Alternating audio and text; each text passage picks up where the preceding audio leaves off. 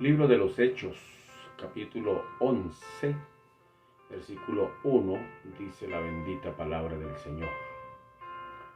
Oyeron los apóstoles y los hermanos que estaban en Judea, que también los gentiles habían recibido la palabra de Dios. Y cuando Pedro subió a Jerusalén, disputaban con él los que eran de la circuncisión, diciendo: ¿por qué has entrado en casa de hombres incircuncisos y has comido con ellos? Entonces comenzó Pedro a contarles por orden lo sucedido, diciendo: estaba yo en la ciudad de Jope orando, y vi en éxtasis una visión, algo semejante a un gran lienzo que descendía, que por las cuatro puntas era bajado del cielo y venía hasta mí. Cuando fijé en él los ojos, consideré y vi cuadrúpedos terrestres y fieras y reptiles y aves del cielo. Y oí una voz que me decía: levántate, Pedro, mata y come. Y dije: Señor, no, porque ninguna cosa común o inmunda entró jamás en mi boca.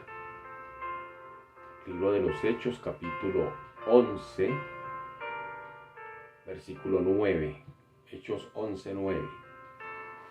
Entonces la voz me respondió del cielo por segunda vez: lo que Dios limpió, no lo llames tú común.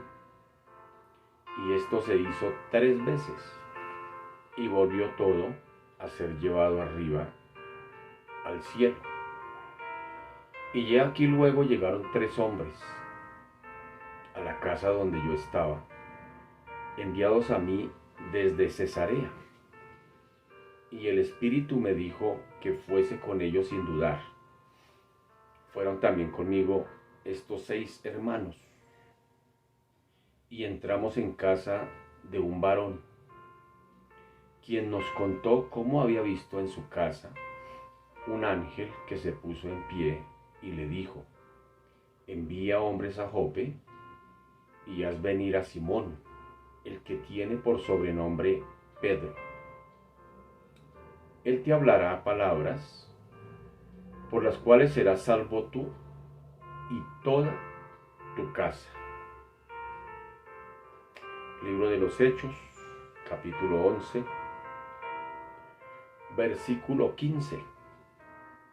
Y cuando comencé a hablar, cayó el Espíritu Santo sobre ellos también, como sobre nosotros al principio. Entonces me acordé de lo dicho por el Señor cuando dijo: Juan ciertamente bautizó en agua, mas vosotros seréis bautizados con el Espíritu Santo. Si Dios pues les concedió también el mismo don que a nosotros, que hemos creído en el Señor Jesucristo, ¿quién era yo que pudiese estorbar a Dios? Entonces, oídas estas cosas, callaron y glorificaron a Dios diciendo: de manera que también a los gentiles ha dado Dios arrepentimiento para vida. Libro de los Hechos, capítulo 11, versículo 19. Ahora bien, los que habían sido esparcidos a causa de la persecución que hubo con motivo de Esteban, pasaron hasta Fenicia, Chipre y Antioquía, no hablando a nadie la palabra, sino solo a los judíos. Pero había entre ellos unos varones de Chipre y de Cirene, los cuales cuando entraron en Antioquía, hablaron también a los griegos, anunciando el evangelio del Señor Jesús. Y la mano del Señor estaba con ellos, y gran número creyó y se convirtió al Señor. Libro de los Hechos, capítulo 11, versículo 22. llegó la noticia de estas cosas a oídos de la iglesia que estaba en Jerusalén, y enviaron a Bernabé que fuese hasta Antioquía. Este, cuando llegó y vio la gracia de Dios, se regocijó y exhortó a todos a que con propósito de corazón permaneciesen fieles al Señor, porque era varón bueno y lleno del Espíritu Santo y de fe, y una gran multitud fue agregada al Señor. Después fue Bernabé a Tarso para buscar a Saulo, y hallándole, le trajo a Antioquía.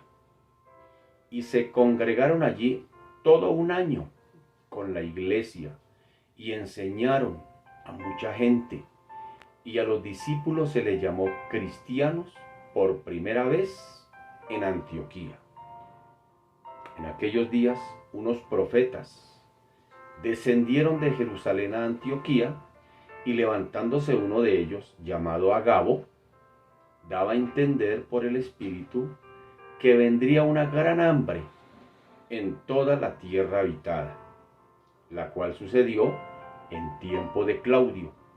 Entonces los discípulos, cada uno conforme a lo que tenía, determinaron enviar socorro a los hermanos que habitaban en Judea, lo cual en efecto hicieron, enviándolo a los ancianos por mano de Bernabé y Saulo. Libro de los Hechos, capítulo 11, versículo 1 al 30. Versión Reina Valera 1960.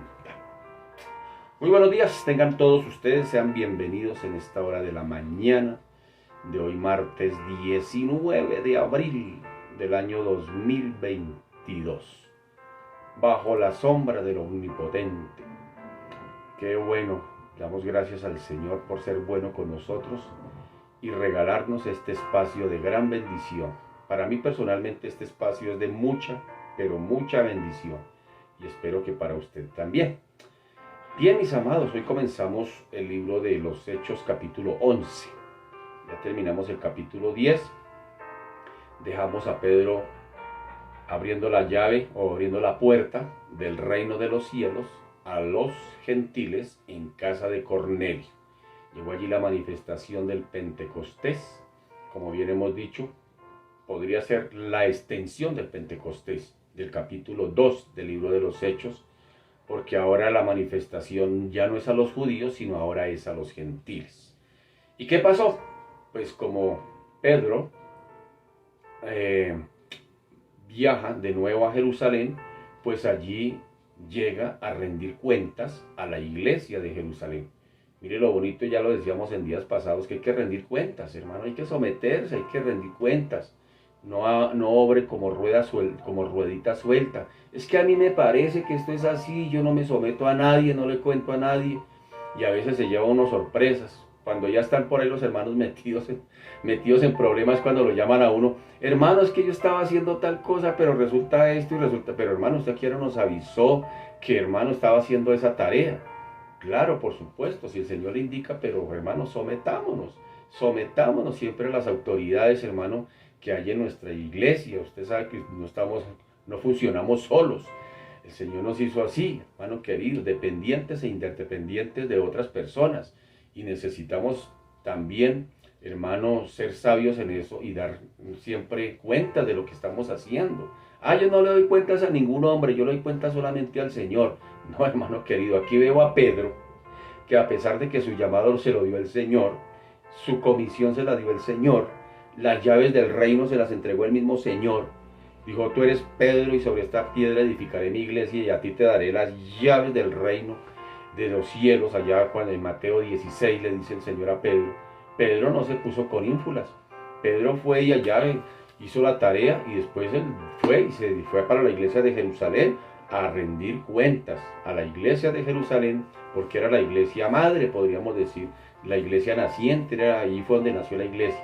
Entonces, ¿qué sucedió cuando Pedro llegó a rendir cuentas? Inmediatamente los hermanos lo recibieron. Buena, Pedrito, qué bien, hermano, bienvenido. Debes traer hambrecita, debes traer frito. ¿Qué quieres? ¿Qué te provoca? Pues miremos a ver qué pasó, hermano querido, cuáles fueron las reacciones en Jerusalén ante tremenda magnitud de la gloria de Dios a los gentiles. Primero, versículo 1, capítulo 11, versículo 1 dice: oyeron los apóstoles y los hermanos que estaban en Judea que también los gentiles habían recibido la palabra de Dios. Y cuando Pedro subió a Jerusalén, disputaban con él. ¿Qué pasó? Disputaban con él los que eran de la circuncisión, diciendo: ¿por qué has entrado en casa de hombres incircuncisos y has comido con ellos? Sin duda Pedro esperaba ese golpe. Pedro esperaba que se suscitasen en Jerusalén todas esas clases de preguntas sobre, digámoslo así, el inaudito movimiento que se dio allí en casa de Cornelio en Cesarea. Y Pedro fue muy prudente y se cuidó muy bien y llevó a 6 testigos de Jope y después lo llevó a Jerusalén como testigos imparciales. Dice en el versículo 12, dice: y el Espíritu me dijo. Esto es parte del informe que está dando Pedro a la iglesia de Jerusalén. Entonces pone a los 6 testigos, les dice: y el Espíritu me dijo. Eso no fue que se me ocurrió, está diciendo Pedro. No fue que a mí me pareció, sino que Pedro antiguamente, por ejemplo, cuando está en el agua de Galilea esperando al Señor resucitado, y como no llegó, dijo: eso, vámonos a pescar. Y los otros dijeron: vamos nosotros también. Pero miren en este caso la reacción, cómo está actuando Pedro. Miremos un Pedro transformado. Miren lo que hace en el versículo 12. Dice: y el Espíritu me dijo. No dice: y Felipe me dijo, Tomás me dijo, o Jacobo me dijo. No dice: y el Espíritu me dijo que fuese con ellos sin dudar. Fueron también conmigo estos 6 varones, 6 hermanos, y entramos en casa de un varón, es decir, en casa de Cornelio. Así que este incidente es el que da inicio a la apertura de la puerta del reino a los gentiles en Cesarea, y ese incidente es de suma importancia, de una importancia considerable, ya que inicia la lucha entre el nuevo concepto, óigame bien, el nuevo concepto sobre la iglesia que Dios había revelado. Es decir, ahora la iglesia coge un nuevo tinte.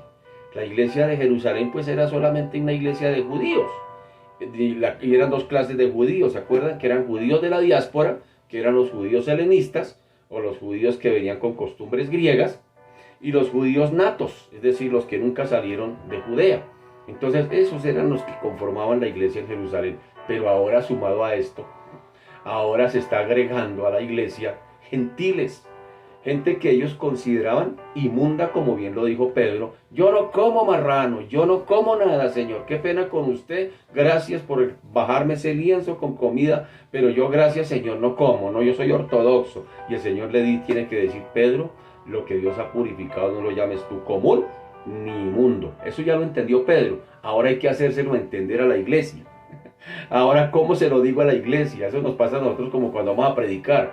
Ya nos comimos el bocachico con espinas y todo. Ahora, ¿cómo se le doy la pulpita a la iglesia para que me lo entienda? Más o menos lo que está haciendo Pedro. Ahora, ¿cómo yo le explico a estos todo lo que está sucediendo? Pues por eso se echó a 6 hermanos para que fueran testigos de primera mano. Así que ahora, pues se inicia una lucha dentro de la iglesia por este nuevo concepto sobre las tendencias judaizantes de un sector de los creyentes judíos, que admitían, por supuesto, que los gentiles podían ser salvos, pero había una condición: tenían que pasar por la puerta del judaísmo si querían ser salvos. Y para poder entrar por la puerta del judaísmo, bautismo en agua, creer en la Torá y ser circuncidado. Y bienvenido a nuestro grupo, bienvenido a nuestro llavero. Eso era lo que ellos aceptaban, pero ahora tienen que luchar con todo esto. Pedro había roto ese tabú. Pedro había permitido que el Señor lo usara para que se derribara esa barrera, por entrar precisamente en la casa de hombres incircuncisos y comer con ellos. Eso era para el judío ortodoxo, hermano, eso era, por eso Pedro era el indicado. Porque como bien hemos dicho en otros momentos, el Señor a veces, más que la obra o que el servicio, está más interesado en el siervo. Siempre el Señor, más que el servicio, está interesado en el siervo, en tratar con el siervo, en tratar con el siervo antes del servicio. Es más, tratará con el siervo de acuerdo a la calidad del servicio, tratará con el siervo de acuerdo a la magnitud del servicio que se le va a dedicar o se le va a encomendar. En este caso, pues Pedro tendría que era el indicado de ir a abrir la puerta del reino de los cielos a los gentiles, y pues el Señor no escogió a otro, escogió precisamente a quien aborrecía a los gentiles, a quien era un judío ortodoxo, y tenía que cambiar ese chip de ver que lo que Dios había purificado, él ya no debería, o los judíos ya no deberían llamarlo inmundo. Así que Pedro había roto ese tabú, había entrado en casa de incircuncisos, había comido con ellos, y que si así lo hubiera hecho, pues, o que lo hubiera hecho Pedro, un hombre que Dios había andado con los discípulos, que había caminado con el Señor, pues que lo hubiera hecho él, esto causaba un escándalo en la iglesia.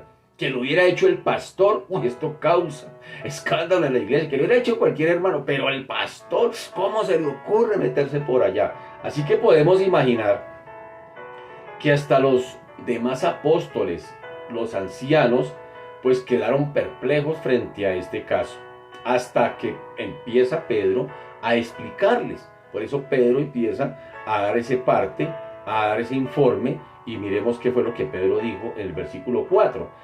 Entonces comenzó Pedro a contarles por orden. Miren a Lucas, aquí vemos a Lucas.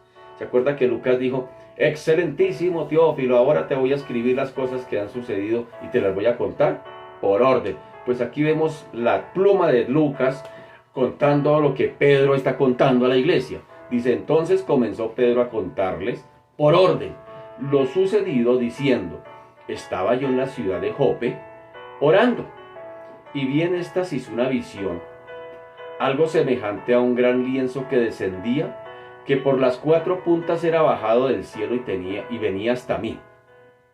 Cuando fijé en él los ojos, consideré y vi cuadrúpedos terrestres, y fieras, y reptiles, y aves del cielo. Y oí una voz que me decía: levántate, Pedro, mata y come.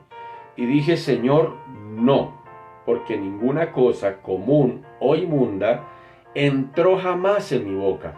Entonces la voz me respondió del cielo por segunda vez: lo que Dios limpió, no lo llames tú común. Y esto se hizo 3 veces, y volvió todo a serle llevado arriba al cielo. Y he aquí luego llegaron 3 hombres a la casa donde yo estaba, enviados a mí desde Cesarea. Aquí notamos una vez más, como lo dije hace un momento, la pluma de Lucas. Notamos que Lucas, que sabe condensar años de trabajo en pocas palabras, cuando así conviene según el propósito, pues comprende aquí la necesidad de la reiteración de estos incidentes cruciales que van jalonando, digámoslo así de alguna manera, el desarrollo del plan divino en el libro de los Hechos. Recordemos que en el libro de los Hechos se está hablando de la obra del Espíritu Santo en la iglesia naciente, pero a la vez en la iglesia creciente, la extensión del reino de los cielos hasta los gentiles. Así que la conversión de Saulo también, por ejemplo, Lucas la repite 3 veces en este libro de los Hechos. Así que aquí Lucas, en este caso, detalla un informe exacto, dice por orden, lo plasma, es decir, desde un comienzo, no lo deja sin hilarlo. Lucas lo que hace es aquí precisamente dar un detalle exacto que Pedro presenta en Jerusalén, sobre cuál fue la guía del Señor que le había inducido a Pedro no solo a entrar en la casa de un gentil, sino a bautizar creyentes incircuncisos. Esto para los judíos era un choque, y más que todo se bautizaban no solamente en cualquier nombre, porque en esa época había muchos bautismos, muchos se bautizaban. De hecho, el bautismo Los fariseos bautizaban, los saduceos, muchas corrientes bautizaban para ser prosélitos para su corriente, pero que se bautice en el nombre del Señor Jesucristo a gentiles, uy, esto para la mente judía era una pedrada, esto era un baldado de agua fría.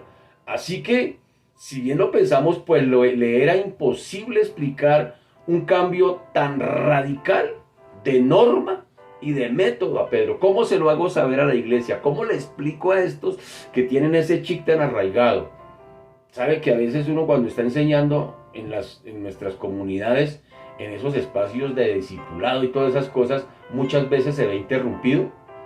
Porque, hermano querido, hay gente que llega con esos chigs, hermano, ahí metidos, y cuando empieza uno a explicarle la palabra del Señor, pero es que a mí me parece, pero es que aquí dice, pero es que, y hermano, espere, déjese enseñar. Hay gente que no es enseñable, no se deja enseñar y causan estropiezo y estorbo y interrumpen y hacen preguntas cauciosas a ver si lo ponchan a uno que es el maestro. Qué difícil es predicar la palabra, hermano, así ante grupos de personas así. A mí me ha tocado así. Y uno, ay, Dios mío, ¿cómo se lo explico a este hermanito para que lo entienda? Porque es que si la persona no quiere sacar eso que tiene ahí, hermano, es difícil. Vaya, predíquele usted a un anciano de 80 años que toda su vida estaba en la religión tradicional. Vaya, predíquele. Hermano, ¿quién le saca eso a esa persona? ¿Quién? No, por eso es que es más fácil trabajar con niños. Porque trabajar con niños es trabajar en hojitas en blanco. No tienen su cabeza tan contaminada con tantas cucarachas, perdonen. Entonces, aquí Pedro, ¿cómo hago? ¿Cómo hago para explicarle a estos judíos ortodoxos? Y a mí ya me pasó ahora, ¿cómo lo transmito? ¿Cómo transmito la experiencia que yo ya viví? Por eso se echa 6 testigos de Jope, allá que también eran de la incircuncisión, para que también ellos hablaran, dijeran, no, sí, lo que hemos visto, real, es veraz. Entonces, aparte de eso, de una narración tan detallada, que hiciera a sus oyentes, especialmente en este caso que eran los guías de la iglesia, los líderes, pues seguir un paso por paso el mismo camino de revelación y comprensión que él mismo había vivido en Cesarea y precisamente en casa también de alguien, como en el caso de Simón el curtidor, que también era aborrecido por los judíos. Ese oficio de curtiembres, los judíos lo aborrecían y sin embargo el Señor permitió que Pedro pernoctara por varios días allí, más o menos unos 4 días, que fue donde recibe la visión y la orden de ir a casa de otro gentil, también incircunciso. Entonces Pedro primero tiene que pasar por ese filtro, primero el Señor tiene que tratar con Pedro. Hermano, por eso no es extraño que el Señor, hermano, una vez más, va formando el carácter del siervo conforme al carácter del servicio. No se le extrañe que el Señor a veces lo lleve, lo mande a hacer cosas extrañas para usted. Según nosotros, a veces el Señor nos manda a hacer cosas que uno dice, pero yo no soy el más digno, yo soy el menos indicado, eso no es para mí, eso lo hacen otros, yo no soy. El Señor como que se equivocó. ¿Se acuerdan de Moisés? Moisés poniéndole argumentos al Señor en cuanto al llamado. Y a veces sucede de ese tipo, a veces pasan cosas de ese tipo cuando el Señor nos asigna una comisión. Cuando el Señor nos manda a hacer, ¿cómo sí que tengo que perdonar a mi enemigo? Es que el Señor no se ha dado cuenta todas las cosas que éste me ha hecho y ahora el Señor me dice que lo perdone. ¿Sí nota? Son cosas que el Señor a veces nos manda a hacer cosas, o a veces no, por lo general. Por lo general siempre las órdenes del Señor van en contravía de las nuestras, o mejor, nosotros vamos en contravía. Somos nosotros los que vamos en contravía de las órdenes del Señor, porque las órdenes del Señor no se reciben por sentimientos, las órdenes del Señor se reciben por fe. Por fe. ¿Cuánto le creo yo al Señor? ¿Cuánto le creo? En la medida que yo le crea al Señor, en esa misma medida obedezco. Así de sencillo es. Así de sencillo es. Entonces, resta aquí que notemos que Pedro empezaba a hablar cuando el Espíritu Santo, está contando, cuando el Espíritu Santo cayó sobre los gentiles convertidos. Y él lo dice en el versículo 15, dice, cuando comencé a hablar, cayó el Espíritu Santo sobre ellos, como sobre ellos, también como sobre nosotros, al principio. ¿Sí nota que Pedro está dando el detalle? Así lo que indica que habría desarrollado mucho más allí, pues la doctrina de su discurso, o que hubiese enseñado, hubiese podido enseñar algo más de lo que venía transmitiéndole allí en cuanto a la doctrina de la salvación a los gentiles en el caso de Cornelio, pero fue interrumpido.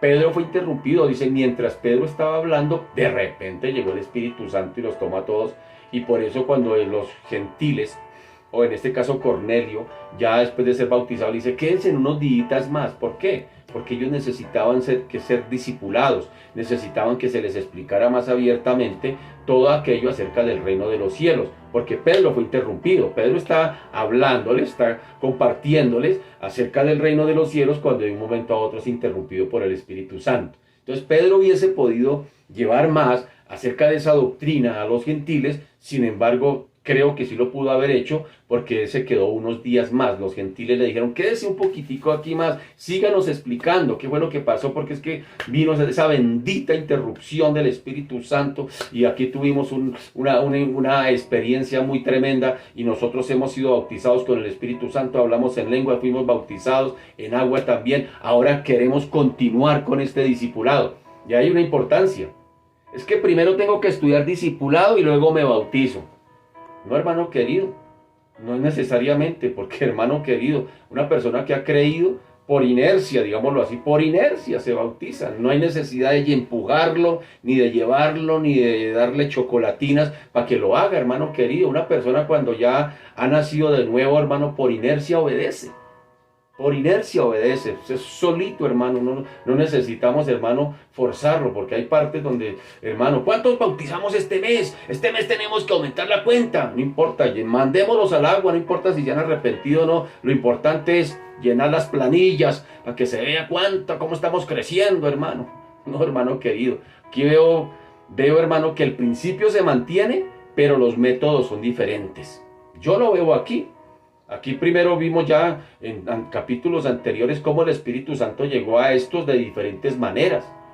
Unos por imposición de manos, otros sin imposición de manos, unos como en este caso mientras Pedro predica, lo mismo que sucede en Hechos 2, mientras Pedro se está predicando allí, cae el Espíritu Santo. Entonces mire, fue al contrario, Pedro empezó a predicar y después cosas de ese tipo. Pedro empezó a predicar después de que llega el Espíritu Santo en Pentecostés, pero aquí está predicando y llega el Espíritu. Sí, son multiformes, hermano, formas distintas, maneras distintas, es decir, los métodos son variables, ¿Qué es lo que hay que sostener y mantener? El espíritu. ¿Qué es lo que hay que mantener? El sentido, el principio, ese es incambiable, ese no puede cambiar. Pero ¿será que me meto? ¿Será que por aspersión, por inmersión? ¿Cómo me bautizo? Y a veces, hermano, nosotros nos volvemos tan dogmáticos en eso. Hermano, lo importante es que la gente crea. Lo importante es que la gente crea. Pedro lo dijo. ¿Quién soy yo para impedir la obra de Dios? ¿Quiénes somos nosotros los pastores para impedir que el Señor obre, hermano? No, es que ese no se ha bautizado, no puede participar de la Santa Cena porque no sé. Y nos metemos en unos dogmas, hermano. Dios santo, Dios nos ayude porque a veces colocamos estorbos a la obra del Señor. Así que, aquí lo que indica, está diciendo Pedro, que cuando él comienza a hablar, cae el Espíritu Santo sobre ellos también como nosotros al principio, dice Pedro. Ahora, lo que está indicando acá es que también es interesante el hecho de que Pedro recordara las palabras del Señor.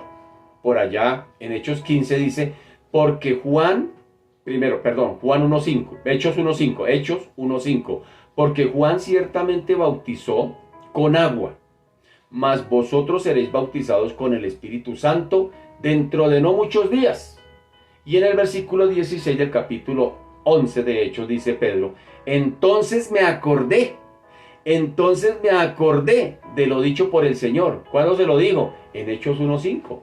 En Hechos 1.5 dice, el Señor es el que está hablando aquí en Hechos 1.5. El Señor está hablándole a los discípulos, es cuando le está diciendo, no se muevan de Jerusalén, vayan para Jerusalén, esperen la promesa del Espíritu Santo. ¿Y qué les está diciendo, entre otras cosas, el Señor? Les dice, porque Juan ciertamente bautizó con agua, mas vosotros seréis bautizados con el Espíritu Santo dentro de no muchos días. Ahora Pedro, contando la historia, narrando, dando cuentas a la iglesia, les está diciendo de este hecho.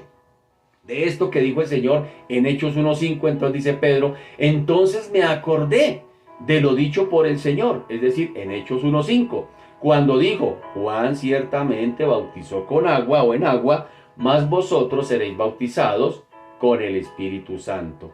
Se deduce aquí que Pedro consideraba que la experiencia de la compañía allí de la casa de Cornelio corría también a la par con la de los 120 en el aposento allá en el tiempo del Pentecostés de Hechos 2. Lo que viene ahora a confirmar el concepto del acontecimiento como una extensión del día del Pentecostés. Por eso decíamos en días anteriores que prácticamente capítulo 10 vendría a ser como una extensión del capítulo 2 en cuanto a la manifestación del Espíritu Santo. En Hechos 2 a los judíos, en Hechos 10 a los gentiles. Ahí Pedro está abriendo o usando las dos llaves que el Señor le entregó por allá en Mateo 16. Entonces, ¿cuál es la base de la decisión de Pedro?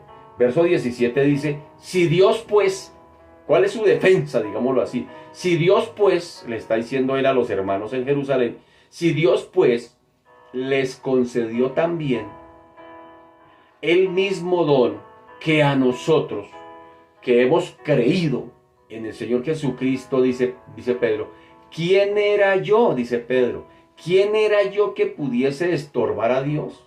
Está bonito eso. Que lo diga Pedro, un judío ortodoxo. Hermano, veo la transformación. Así que frente a sus colegas de Jerusalén, Pedro reitera la misma razón fundamental que le llevó a bautizar a los gentiles en casa de Cornelio.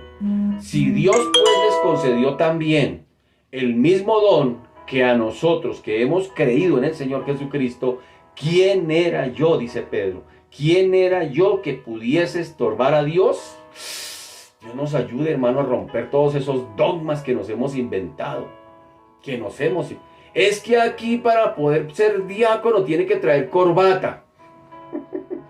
Yo recuerdo recién convertido, una vez se me quedó la bendita corbata, hermano querido, y no me dejaron servir en diaconado porque se me faltó la corbata. Yo salí de mi trabajo y llegué allá sudado a la iglesia, hermano, porque tenía que empezar el servicio, hermano, y yo ya estaba de servicio como diácono, y como no preciso se me quedó la bendita corbata. Y la corbata, dije, espere, hoy traigo la corbata y se la paro aquí en la puerta, hermano, porque a veces somos así. ¿Sí nota? ¿Sí nota? Nos inventamos unas cosas. Es que si usted no ora así, es que si no lo hacía así. Hermano, ¿quiénes somos nosotros para estorbar la obra del Señor? Si nos entra un indigente a nuestras comunidades eclesiales y estamos en plena Santa Cena, en la ceremonia máxima, en la ortodoxia máxima de los cultos de nuestros domingos, que es cuando estamos compartiendo la Santa Cena, donde no permitimos que nadie nos interrumpa, y de pronto entra un indigente y pega un grito y dice, hola, amén, aleluya, y mismo lo sacamos a empujones porque nos está interrumpiendo el culto, la ortodoxia de la Santa Cena. Yo lo digo como diácono que fui, también sé lo que es ser interrumpido. ¿Qué hacemos ante esos casos? Ese está interrumpiendo la predicación de la palabra. ¿Qué hacemos? Hermano, ¿quiénes somos nosotros para interrumpir la obra de Dios? Dios obra como quiere, hermano, y Él está en todo el derecho de romper nuestros protocolos si a Él le antoja, hermano. Es que se está pasando en la predicación, se pasó 5 minutos, corte. ¿Quién me dice si en esos próximos 5 minutos el Señor iba a traer sanidad en cánceres, iba a traer liberación de demonios, iba a hacer cosas especiales allí, sobrenaturales, pero nosotros lo estorbamos con nuestras dogmas, con nuestras cosas, hermano? Dios nos ayude. ¿Quiénes somos nosotros? Así que solo Dios puede conceder el don del Espíritu Santo, y lo hace a quienes se unen a Cristo o con Cristo por medio de una fe vital. Él lo puede hacer. Pedro había de ser obediente, presto también a seguir el camino que había señalado el Señor que le iba guiando en la guianza, en el mapa de ruta que el Señor le iba dando. Y por extraño que le pareciera a los hermanos judíos en aquellos momentos, a ellos les parecía extraño, pero Pedro tenía la certeza de que estaba siendo dirigido por el Señor. Qué tremendo es cuando a veces se van a tomar decisiones en nuestras comunidades. El pastor dice, vamos a pintar la iglesia. ¿Qué sugieren los hermanos? Primer error que cometió el pastor. Queremos pintar la iglesia. ¿Qué sugieren los hermanos? A ver, traigan propuestas. Poner de acuerdo a 300 es cosa seria, hermano. Es cosa seria.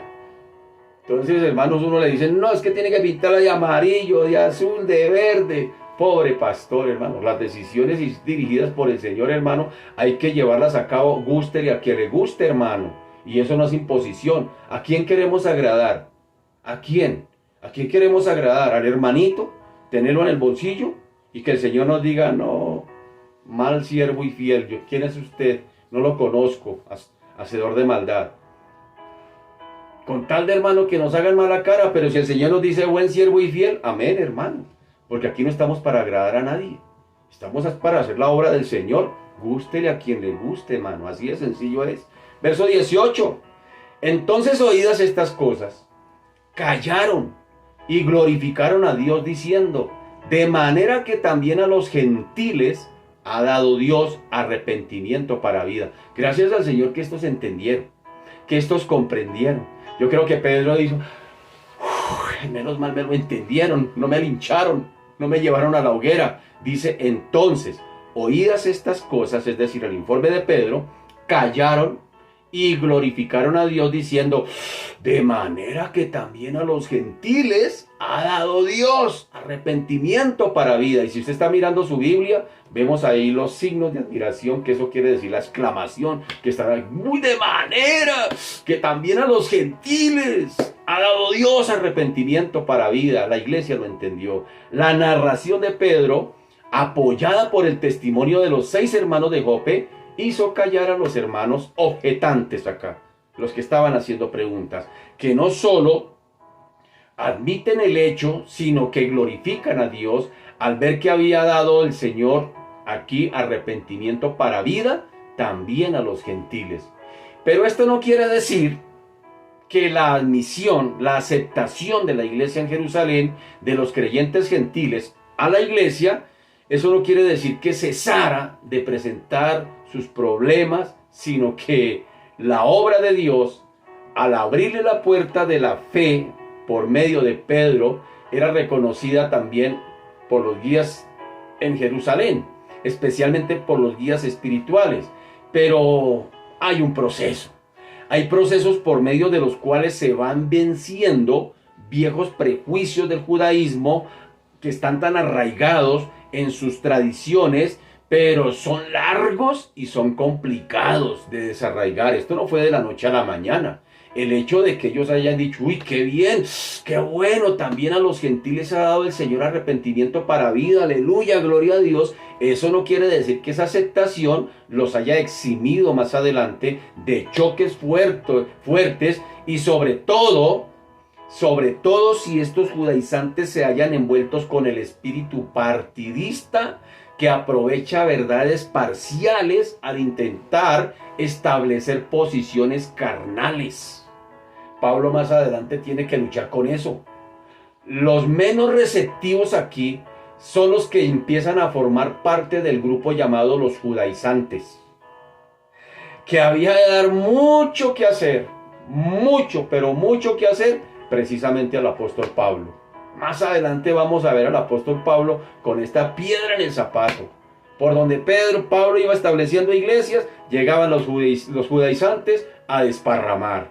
Y Pablo tiene que luchar con eso, con los que no quisieron aceptar esta verdad de que el evangelio se extendiera a los gentiles. Pero podemos alabar al Señor por el hecho de que las doctrinas fundamentales de la justificación por la fe se ve escrita, plasmada por el mismo apóstol Pablo, tanto en el libro de los Gálatas como en el libro de los Romanos. Pablo es parado allí. Pablo no cambia la forma de pensar. Pablo no cambia el evangelio, le crea problemas, por supuesto, porque viene allí una cuadrilla de judaizantes detrás tratando de desparramar, disuadir, persuadir, desparramar lo que él venía amontonando, que es las iglesias nacientes. Así que más adelante, pues estas doctrinas que el apóstol Pablo sostiene acerca de la justificación por la fe, especialmente una vez más en las cartas que vemos como la carta a los Gálatas, a los Romanos, pues precisamente fue porque fueron formuladas en medio de la lucha, de la incircuncisión. Por eso es que Pablo tiene que sostener que no es por ritos, no es por leer la Torá, no es por el bautismo por inmersión, no es por la circuncisión, y Pablo, tiene que luchar eso, especialmente en la carta a los Gálatas. En la carta a los Gálatas, por eso Pablo tiene que estar allí enfocado en eso, que es por fe, y usa de Abraham para entender que Abraham no fue justificado por la circuncisión, ni por la Torá, ni por los ritos, y tiene que explicarle Pablo a los Gálatas y decirle, mire, es que Abraham fue justificado delante de Dios, fue por la fe, y su fe le fue contada por justicia. Es decir, queriéndole decir que todos los hombres del Antiguo Testamento, todos los hombres y mujeres de Dios del Antiguo Testamento, ninguno se salvó por ritos, y es lo que Pablo ahora tiene que luchar. ¿Pero gracias a qué? Pues gracias a los judaizantes que vienen ahí. No queremos creer que el evangelio sea para los gentiles. No. Tiene que el rito judaizante se tiene que mantener, la ortodoxia se tiene que mantener, las camándulas se tienen que mantener. Es decir, esto sí que choca. Por eso yo siempre he dicho, hermano, qué tremendo cuando se tiene un religioso en la iglesia, hermano.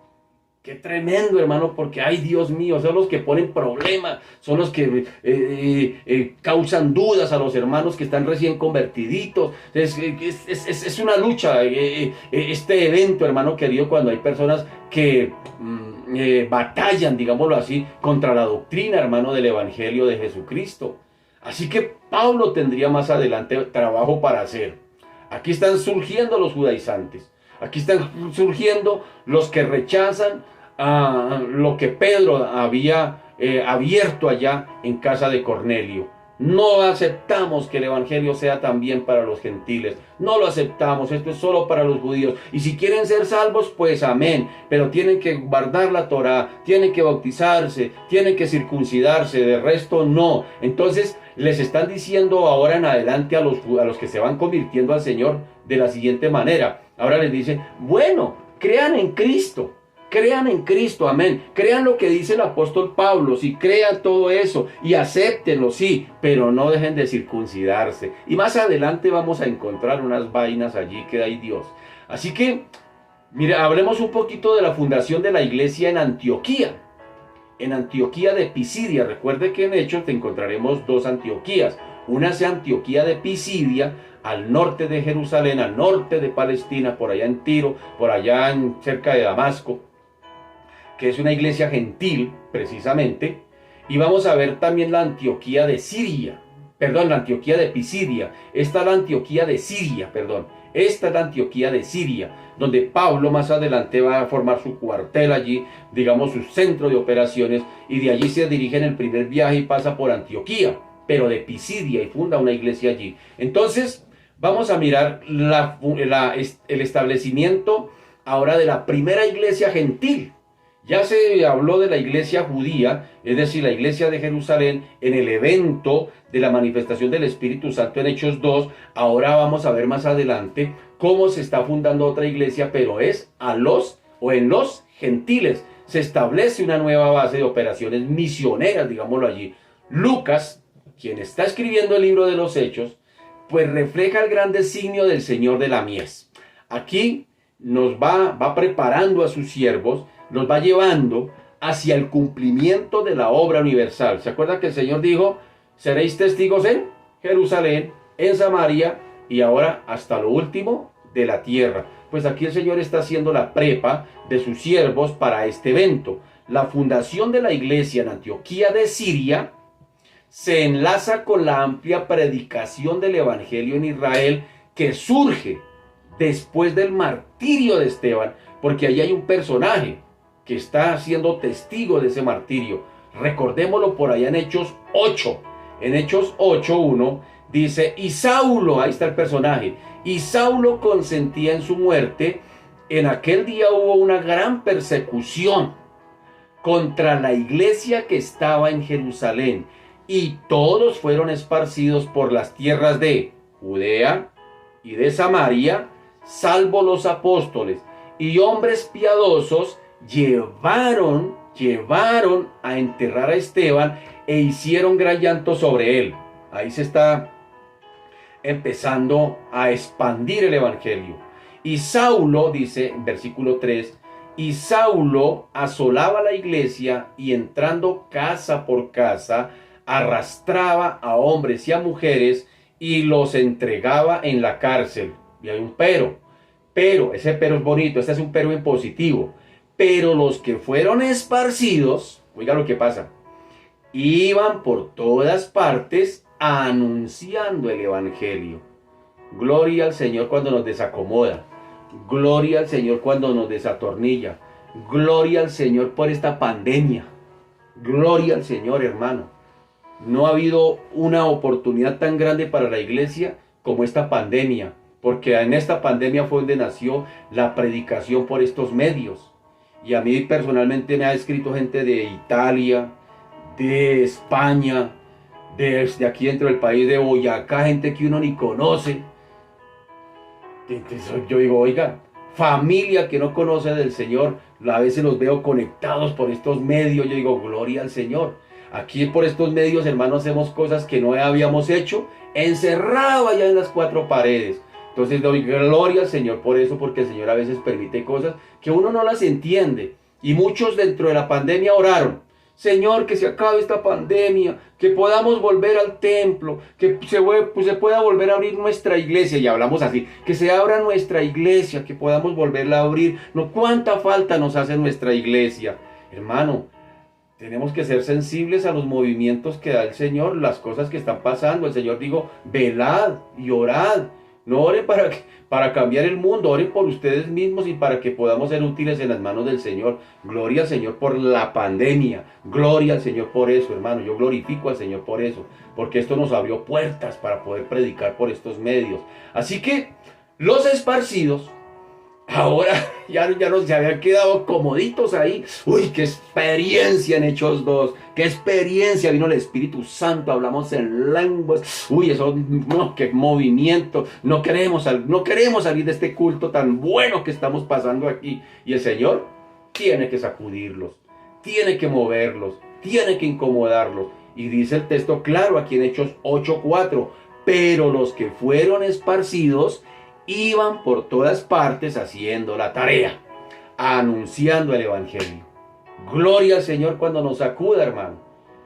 Glorifica al Señor cuando lo sacuda, cuando lo echen del trabajo, hermano, cuando pasen cosas en su vida, hermano, que usted vea que el Señor lo está sacudiendo, hermano, porque se está quedando dormido.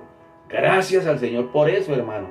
Gracias al Señor por eso. Así que los esparcidos salen ahora fuera de los límites de la tierra santa de Jerusalén para testificar ante los judíos residentes en países vecinos o judíos de la diáspora, de los que se habían quedado esparcidos por allá, que no volvieron a su tierra después de los dos cautiverios, uno a Babilonia y el otro por allá en Asiria, unos en el 700 antes de Cristo, que no volvieron a su tierra. Muchos no volvieron. Por ejemplo, cuando los asirios se llevaron la primera tanda de judíos, ellos no volvieron a su tierra. En cambio, los que fueron esparcidos a Babilonia, llevados cautivos a Babilonia, algunos regresaron, pero otros se quedaron.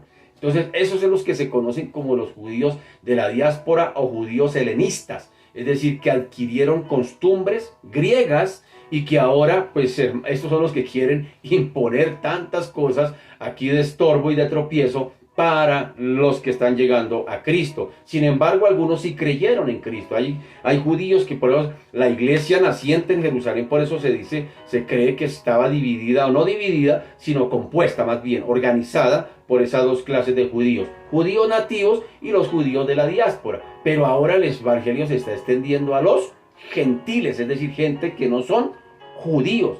Sin embargo, en Antioquía, el mensaje llega a los gentiles fundándose una iglesia constituida por convertidos de ambas razas, gentiles y judíos, y que ha de servir como base para la extensión del evangelio ahora hacia el occidente, es decir, por toda Asia Menor hasta llegar prácticamente a Europa. ¿Y de quién se va a encargar de todo eso? Pues el apóstol Pablo. Los distintos hilos del signo divino acá van entretejiéndose. El Señor va aquí entretejiendo todas las situaciones para que se vaya cumpliendo su propósito, y cada vez se va haciendo más visible el diseño característico aquí de la iglesia, de la evangelización de una manera universal, es decir, de la iglesia católica. ¡Ay, eso es una herejía! No es ninguna herejía, porque católico significa universal. Eso significa católico, universal, la iglesia universal. Es decir, se empieza a establecer, y el encargado una vez más es el apóstol Pablo. Él, reconocido como apóstol a los gentiles, entrará por la puerta que abrió el apóstol Pedro. ¿Sí nota? Utilizando como base la iglesia que se está formando en Antioquía de Siria, por ese sencillo testimonio de los que habían sido dispersados en la persecución que él mismo había propiciado en Hechos 8:1. Oiga, yo me pongo a mirar cómo hace el Señor. Cuando empieza esa persecución, Saulo, el muchachito Saulo, es testigo allí. Está siendo testigo de esa dispersión. Y esa dispersión, sin sospechar el apóstol Pablo que esa dispersión iba a dar como fruto la iglesia en Antioquía de Siria. Y lo que menos sospechó Pablo era que en esa iglesia que él mismo, digamos, había propiciado, ahora él mismo iba a ser el que iba a tomar esa iglesia como base a sus viajes misioneros. Cómo obra el Señor. A veces el Señor obra de unas maneras que uno no entiende, que uno no las comprende. Pronto Pablo era el que iba a utilizar de esa iglesia. A raíz de los acontecimientos, en otrora, en Jerusalén, cuando Saulo era el jefe de la oposición del movimiento contra Jesús, y esta porción de nuestro estudio, aquí que estamos mirando, enlaza precisamente el gran acontecimiento ahora de Cesarea con la inauguración de los viajes misioneros del apóstol Pablo, que vamos a empezar a encontrarnos en el capítulo, o a partir del capítulo 13 del libro de los Hechos. Aquí cautiva la atención ver de qué modo el Espíritu Santo va moviendo los personajes conocidos, anónimos, va entretejiendo todas las situaciones y las circunstancias para llevar a cabo los propósitos de Dios. Solo sobre ese escenario que prepara Dios mismo, que son las providencias de Dios. Dios es el que está detrás de todo este movimiento, detrás de todas las circunstancias que se están dando. Así que necesitamos ser sensibles al mover de Dios. Usted no sabe lo que Dios está por hacer a través de lo que está usted padeciendo o lo que le está sucediendo. A veces nosotros somos muy egocéntricos. ¿Y por qué a mí? ¿Y por qué yo? ¿Y si yo soy siervo de Dios? Yo soy el siervo de Dios, Señor, es que no te has dado cuenta. Yo soy el siervo de Dios y merezco un mejor trato. Y a veces no nos damos cuenta o no somos sensibles a los tratos de Dios. Algo va a hacer. Yo soy un convencido, hermano querido, que después de que pasemos esos desiertos, algo grande vendrá. El Señor está preparando nuestro carácter de acuerdo al carácter de la misión que nos va a encomendar. Yo sé que después de esto, hermano querido, que usted está padeciendo, algo grande vendrá. Algo va a hacer el Señor, pero sea sensible, dócil en las manos del Señor.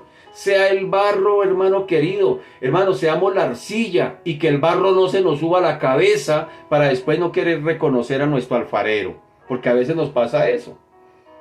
A veces se nos olvida, hermano querido, de qué estamos hechos. Estamos hechos del polvo de la tierra, somos arcilla, pero a veces de verdad el barro se nos sube a la cabeza y nos embota al punto de no querer reconocer a nuestro alfarero. Cosas de ese tipo pasan, hermano. Seamos sensibles, hermano. Él está en todo el derecho, hermano, de hacer como quiere. Si quiere ponerlo a caminar cojo, amén, hermano. Como Él quiera, hágale. Es el Señor y punto. y es válido. ¿Quiénes somos nosotros para alegar? ¿Quién es la vasija para alegarle al alfarero? ¿Por qué me hizo así? ¿Y por qué esto? ¿Y por qué aquello? Si yo le sirvo, si yo soy el siervazo de Dios. No, hermano querido, él puede orar como quiera. Así de sencillo es, hermano. Dios no está poniendo sus propósitos a ver si nos parece. Se cumplen y punto, y así es el Señor, hermano. Uy, esto suena muy radical, hermano Jorge. El Señor es radical. El Señor es radical. Él no nos puso sus mandamientos, hermano querido, para ver si nosotros objetamos este sí y este no, y a ver con cuál de ellos me quedo. ¿Cumplimos o cumplimos? Y ya lo vimos anoche en Jacob. Así que el principio del testimonio a los gentiles, pues vamos a ver qué pasó allí en el versículo 19. Dice, ahora bien, los que habían sido esparcidos a causa de la persecución, de Hechos 8:1, que hubo con motivo de Esteban, pasaron hasta Fenicia, Chipre y Antioquía de Siria, no hablando a nadie la palabra, sino solo a los judíos. Es decir, los esparcidos se fueron como buenos judíos, pues a buscar sus paisanos, los que no volvieron a su tierra. ¿Usted de qué tierra es? Yo soy de Judá, yo soy de Samaria. Ah, sí, usted es paisano nuestro. Qué bien, venga, le vengo a hablar lo que sucedió en Jerusalén. Venga, le vengo a hablar lo que pasó. Venga, le vengo a hablar de ese Cristo resucitado. Venga, le vengo a hablar. Pero no le hablaban a los gentiles, ¿sí me hago entender? O sea, había cierta acepción de personas, aún entre los mismos judíos que habían sido esparcidos. Pero fueron a predicar. Lucas no hace una cronología aquí.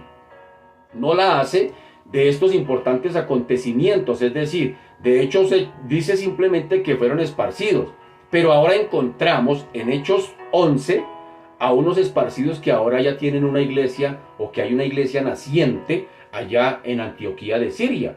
Así que Lucas no nos hace una cronología de los hechos, sino que más bien por la manera casi casual en que hace referencia a la dispersión de los fieles en Jerusalén en la época de la persecución de Pablo, una vez más, de Hechos 8, y uno podría imaginar que se trataba de algo reciente cuando algunos llegaron hasta Fenicia, Chipre, Antioquía, y de hecho, sin embargo, hemos de situar la conversión de Saulo por allá más o menos sobre el año 33 o 35, llegando aquí a las fechas del reinado de Herodes Agripa I, que el reino más o menos entre el 38 y el 41. Y si el viaje de Bernabé y de Saulo a Jerusalén, que después van a llevar una ofrenda, unas contribuciones desde Antioquía a la iglesia de Jerusalén, corresponde aquí al año de la muerte de Herodes más o menos en el 44, los sucesos de la primera predicación a los gentiles. Entonces todos estos sucesos, todos estos acontecimientos ocupan, digamos, unos 2 años. Y hemos de situar la fundación de la iglesia en el 42, es decir, unos 9 o 10 años más o menos después de la conversión de Saulo. ¿Sí ven que los hechos no fueron así? Por eso cuando dice por allá en Hechos 9, dice, y enseguida Pablo salió a predicar. Uno se imagina que Pablo recobra la vista, recibe el Espíritu Santo y inmediatamente coge una caja de tratados y empieza a repartirle tratados a todo el mundo, porque dice, y enseguida salió a predicar. No, entre ese versículo y versículo hay alrededor 10 años de distancia. ¿Sí nota? Lo que pasa es que Lucas es especialista en condensar los hechos. Él no se pone a explicarnos con lupa de detalles todos los hechos, los acontecimientos. Lucas nos va a poner en un acontecimiento y cuando menos pensamos estamos en otro. En Hechos 8:1 dijo los judíos fueron esparcidos, pero aquí en Hechos 11 Lucas nos está diciendo que ya hay una iglesia en Antioquía. ¿Sí nota? Entonces esos detalles hay que tenerlos en cuenta. Las obras que reciben aquí su primer impulso por medio de la persecución allí en Jerusalén iban llegando poco a poco a las tierras que redondeaban o rodeaban, digámoslo así más bien, a Israel, incluyendo aquí, se nos está hablando de unos territorios, se habla de Chipre, por ejemplo, con la que había de comunicarse o había comunicaciones fáciles, es decir, por varios años el testimonio se limitaba solamente a los judíos y es de suponer que los nazarenos, es decir, los seguidores de Cristo, permaneciesen en las sinagogas siempre que no fuesen echados de ellas. El marco general de este movimiento aquí que se está dando gradualmente del testimonio entre los israelitas se señala de una manera más amplia por allá en Hechos 9. En Hechos 9:31 dice: entonces las iglesias, ya no habla de una, las iglesias tenían paz por toda Judea, Galilea y Samaria, y eran edificadas andando en el temor del Señor y se acrecentaban fortalecidas por el Espíritu Santo. Así que por ese entonces pues no había oposición organizada al mensaje. Sin embargo, óigame bien, no excluye reacciones desfavorables dentro de las colonias dispersas de los judíos. Es decir, había dispersión. Estaban los judaizantes, los que no estaban de acuerdo con la nueva era, digámoslo así, la nueva forma, pues, según ellos, de salvación para los seres humanos. ¿Cómo sí que ahora tiene que ser por fe? ¿Cómo sí que ya no necesitamos ser circuncidados? ¿Cómo sí que entonces nosotros somos hijos de nuestro padre Abraham? Sin embargo, ellos no estaban dispuestos a aceptar que estos que estaban predicando el evangelio de la resurrección de Cristo se empezaran a expandir y siempre causarían tropiezo. Así que ahora la palabra pues llega a los gentiles. En el versículo 20 y 21 dice: pero había entre ellos unos varones de Chipre y de Cirene, los cuales cuando entraron en la iglesia de Antioquía, ¿qué dice? Hablaron también a los griegos. ¿Qué estaban haciendo? Anunciando el evangelio del Señor Jesús. Y la mano del Señor estaba con ellos, y gran número creyó y se convirtió al Señor. Entonces mire que los que estaban reunidos en las sinagogas, pues llegaron allí, a Antioquía. ¿Y qué empezaron a hacer? A predicar. ¿Y qué predicaban? El evangelio del Señor Jesús. Es decir, toda la obra salvífica del Señor Jesús, y dice que empezaron a predicarlo. Mire, lo que no hicieron los judíos cuando llegaron a Antioquía, no hicieron de predicarle a los gentiles, ahora esto lo están haciendo. ¿Sí nota cómo se está empezando a expandir? ¿Cómo se está empezando a abrir la puerta otra vez del reino? ¿Cómo se está ampliando el portón del evangelio del reino de los cielos ahora a los gentiles? Y es posible. Los varones de Chipre y de Cirene, que eran judíos helenistas, habían recibido noticias de la predicación de Pedro en casa de Cornelio. Muy seguramente ellos lo escucharon también, con la formación de una iglesia de judíos y de gentiles ahora en Antioquía, pero también en Cesarea. Ya lo hablamos también. ¿De dónde era Cornelio? De Cesarea. Y ya hablamos que más adelante por allá encontramos a Felipe, precisamente, y se dice Felipe el evangelista, y que tenía 4 hijas que estaban practicando allí el profetismo. Entonces vemos allí que sí se fundó una iglesia también, o varias posiblemente, en Cesarea. Entonces posiblemente estos hombres de Chipre, de Cirene, que eran vecinos allá prácticamente hacia el occidente de Palestina, pues muy seguramente ellos habían escuchado todos estos movimientos, todo esto que estaba sucediendo. ¿Cómo sí que Pedro se fue para Cesarea? ¿Cómo sí que ahora se expandió el evangelio? ¿Cómo sí que también recibieron el Espíritu Santo ellos también? No, pues esto le dio más fuerza a los varones de las sinagogas que estaban allí, de Chipre y de Cirene, y se fueron a Antioquía de Pisidia, bueno, a confirmar todo lo que está sucediendo allí. Y es posible que ellos hubiesen escuchado también, que habían recibido noticias de que Pedro también había llevado el evangelio, había abierto la puerta del evangelio del reino a los gentiles en casa de Cornelio, con la formación de una iglesia allá en Cesarea también. Así que las comunicaciones costeras, por tierra, por mar, entre Cesarea y Antioquía, pues eran fáciles y eran más bien frecuentes. Y lo que prácticamente se dio a conocer públicamente en la iglesia naciente, es decir, la iglesia de Jerusalén, y no había de callarse entre los judíos dispersos, entre los judíos helenistas, no podrían callar. ellos también ayudaron a la extensión del evangelio. Es decir, los que no fueron judíos, pues con más libertad empezaron a predicar el evangelio a los gentiles.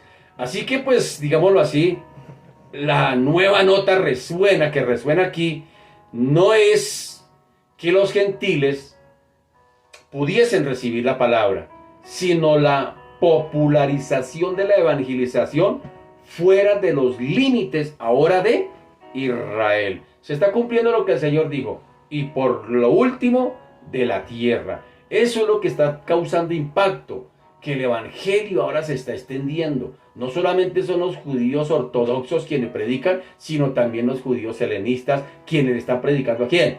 A los gentiles. Los creyentes judíos podrían haber pensado que tal novedad requería la dirección clara de los apóstoles con el fin de obviar posibles peligros posteriores, de confusión, de división.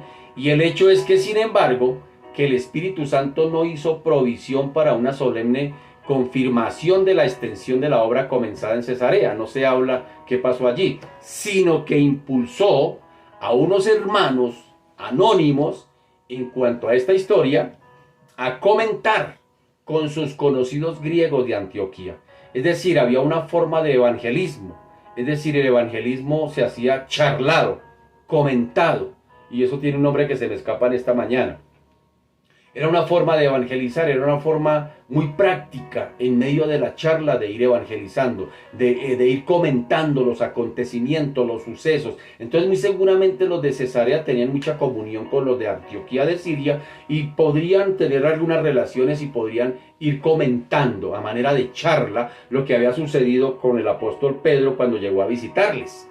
Todo esto se va haciendo que el evangelio se vaya extendiendo. Qué bueno, hermano querido, que nuestras charlas sean del evangelio de Cristo. Hoy en día, hermano, nosotros hablamos de todo menos de eso. No hay necesidad, hermano, que usted salga a la calle con tratados y pancartas y parlantes a predicar el evangelio, hermano. Charladito también se puede ir predicando. Charladito. Yo he hecho esa tarea cuando he tenido la oportunidad de ir charlandito y ir metiendo el evangelio en medio de los acontecimientos. Pero ¿qué hacemos nosotros a veces? Este país no lo arregla nadie y nosotros sí, hermano. Uy, esto no lo arregla nadie. Hay que votar por este, hay que votar por un pastor cristiano para que cambie el mundo. Y a veces hacemos cosas de ese tipo, hermano querido. No, hermano querido, hay oportunidades en la fila mientras vas a pagar el recibo público, allá cuando estás en la calle, cuando vas en el Transmilenio, allí sea sensible esas conversaciones que a veces la gente nos abre, a veces la gente nos cuenta cosas y nos están abriendo la puerta para predicar el evangelio. Pues eso están haciendo posiblemente los gentiles de Cesarea.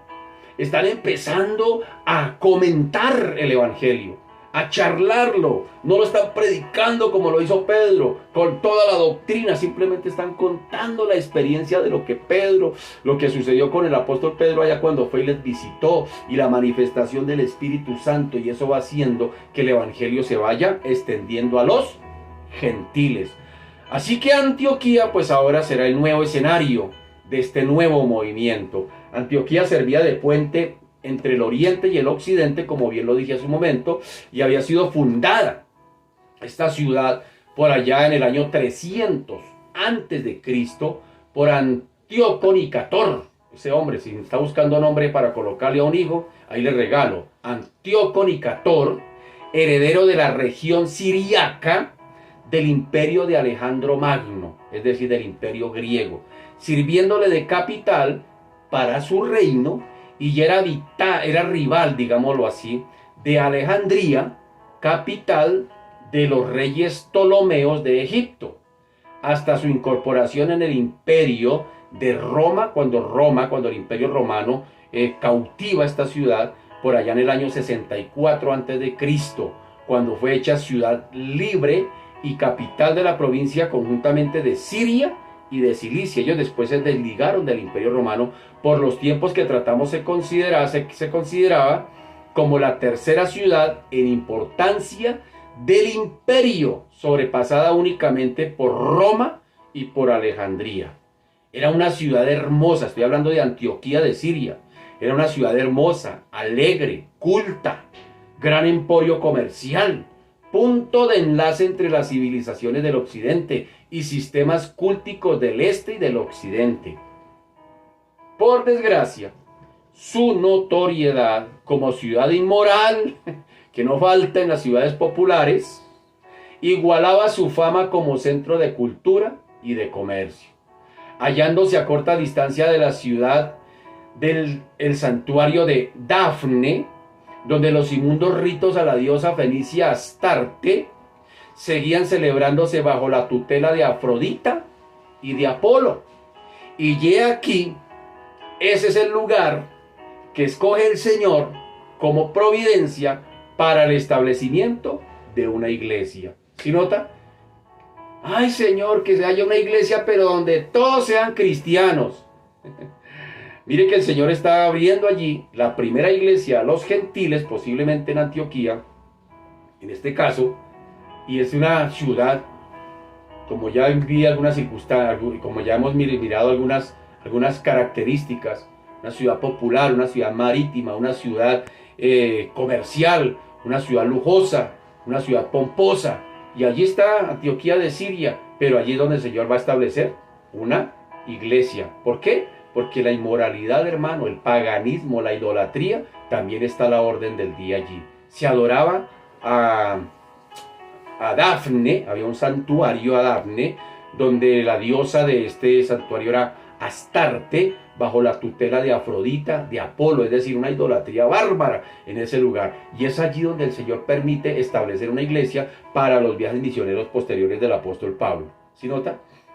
Señor, yo me quiero ir de por aquí porque aquí hay mucho pandillismo. Señor, sáqueme de esta empresa porque en esta empresa hay mucho adúltero. Yo quiero trabajar en una empresa donde todos seamos hermanos, hijos de Dios, donde todos sean cristianos, donde no haya nada de eso de pecado.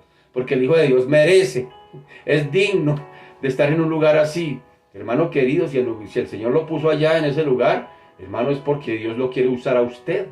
Es porque Dios quiere usarle a usted, hermano, para que sea en la vasija de la gracia de Dios, hermano querido, para que el evangelio los alcance a ellos también. Gracias al Señor, hermano, por esos pandilleros. Gracias al Señor por esas personas que son difíciles, que no conocen al Señor. Gracias al Señor por esos borrachos que tenemos como vecinos. Gracias al Señor por esos que hacen escándalo. Gracias al Señor por eso, porque el Señor si nos puso aquí, no fue para adornar el lugar. ¿Sí me hago entender? Entonces miren que el Señor abre, así es como opera el Señor. También tenemos ejemplos como en Corinto. Y allá el apóstol Pablo también fundó iglesias, hermano querido. Entonces, hermano, dele gracias al Señor por ponerlo donde lo puso, por ese metro cuadrado donde lo tiene. Dele gracias al Señor y aproveche las oportunidades para expandir también el evangelio del reino. Así que ese es el lugar que el Señor escoge como la providencia para el establecimiento de una iglesia, donde se había de manifestar la pared, donde se había de manifestar más bien la pared intermedia. Ya no separaba a los judíos ni a los gentiles en la sagrada comunión que se conoce como el misterio del Señor, llamada la iglesia, ahora conformada tanto por judíos como por gentiles. Ahora, el mensaje es anunciado a ellos. Dice el versículo 20, pero había entre ellos unos varones de Chipre y de Cirene, los cuales cuando entraron en Antioquía, hablaron también a los griegos, anunciando el evangelio del Señor Jesús. Los hermanos evangelistas predicaron a los gentiles, es decir, predicaron que al Señor Jesús, mire la expresión, al Señor Jesús o a Jesús como Señor. Esto es interesante tener en cuenta esas expresiones. Dice pero había entre ellos unos varones de Chipre y de Cirene, los cuales cuando entraron en Antioquía hablaron también a los griegos, anunciando el evangelio del Señor Jesús. Una vez más, hay que tener claridad de que por qué la expresión del Señor Jesús. Esto no es por casualidad. Es significativo que no anuncian a Jesús como el Mesías, como en el caso de la predicación a los judíos, sino que más bien subrayan aquí el hecho de que Jesús, que había llevado a cabo una obra en Israel, que le señalaba como el enviado de Dios, era, óigame bien, era el Señor. a quien tenían que someter sus vidas. ¿Por qué? Porque para los gentiles el Señor se llamaba César, Augusto César, el emperador romano, el Kyrios en el griego, el Señor. La palabra Kyrios o Señor en la época del Imperio Romano se usaba para identificar al amo, es decir, aquella persona que contaba esclavos o con esclavos bajo su poder, y también para nombrar al emperador de Roma, es decir, el César, el Kyrios. ¿Así vamos entendiendo? Los gentiles no se les podría llegar con el mensaje del evangelio a Jesús como el Mesías, porque a ellos no les interesa el Mesías. Y aquí hago una claridad. Cuando tenga la oportunidad de predicarle a un musulmán, no le den tratado y le diga, Cristo te ama, porque hermano, se lo van a romper en la cara. ¿Sí me hago entender? Hermano, por eso los misioneros tienen que estudiar la cultura para donde van. Hay cosas donde usted de pronto le funciona ya en su trabajo, en su casa, en su barrio. Cristo te ama, pero no le va a funcionar cuando le va a predicar a un Hare Krishna, a un hindú, a un musulmán. No le va a funcionar de la misma manera. Entonces mire que estos que están predicando acerca del Señor Jesús. No están predicando de Jesús como el Mesías. O eso era para los judíos, ellos lo entendían porque ellos esperaban un Mesías. Pero no los gentiles. Los gentiles tenían por Señor, sumo Señor, al César, el Kyrios. O también se le llamaba Señor aquel a quien tenía esclavos bajo su mando. Es la expresión que ellos conocían. Era la expresión de Señor que ellos conocían. Eso mismo era lo que necesitaban obedecer los gentiles en el marco del Imperio Romano.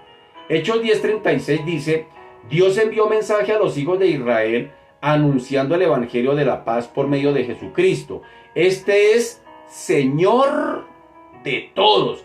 Ellos tenían que entender que Jesucristo es el Señor de señores, que por encima del Kyrios, que por encima del emperador romano, que por encima del amo de esclavos, que por encima de ese Señor que tanto los gentiles adoraban, que era el emperador romano, por encima de ese Señor está el Señor de señores, y ese es el Señor Jesucristo. Así que ellos lo tienen que entender. Y el capítulo 10 dice, Dios envió mensaje a los hijos de Israel, anunciando el evangelio de la paz por medio de Jesucristo. Este es Señor, no dice el Mesías de todos, sino es Señor de todos.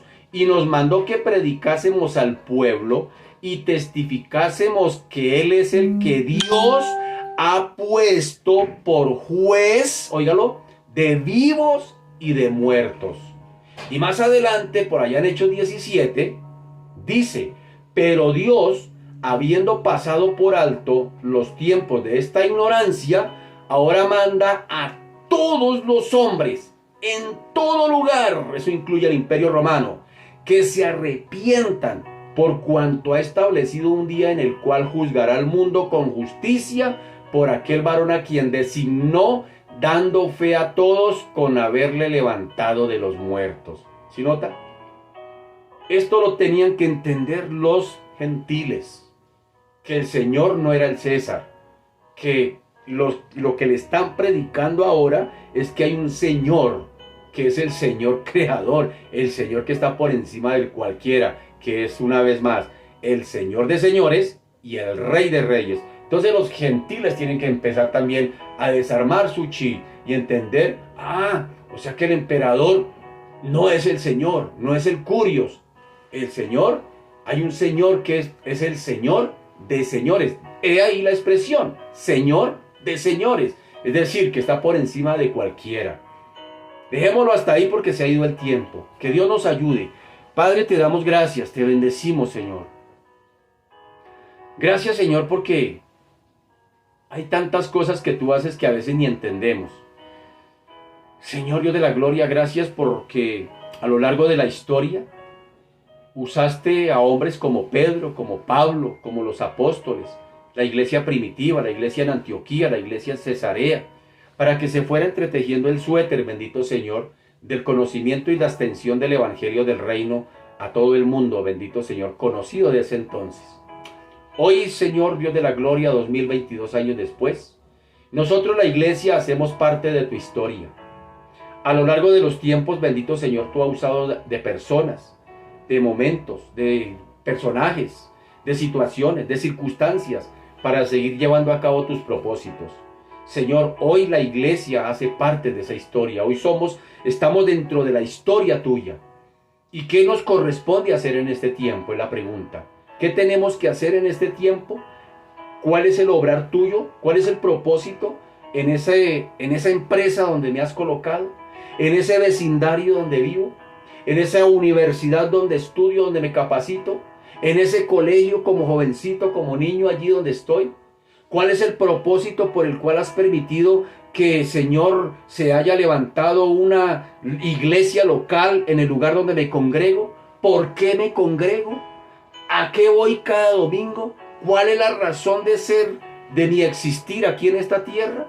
Son preguntas que en esta mañana resultan, bendito Señor, de conocer de que estamos también puestos en tu historia.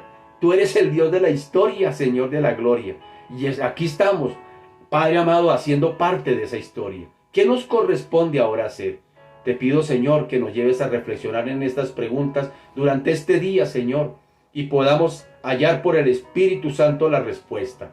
Podamos decir, ya sé a qué me puso el Señor en este lugar. Ya sé por qué el Señor permite que yo viva. Ya sé por qué el Señor permite que yo esté sufriendo lo que estoy sufriendo. Ahora sí lo entiendo, y que la podamos agarrar, que podamos entender la dinámica, Señor. Te pedimos que des luz a esa incertidumbre que hay en el corazón a veces, de cosas que ni entendemos, Padre amado, y que a veces egoístamente, Señor, replicamos y hasta te reclamamos. ¿Y por qué a mí?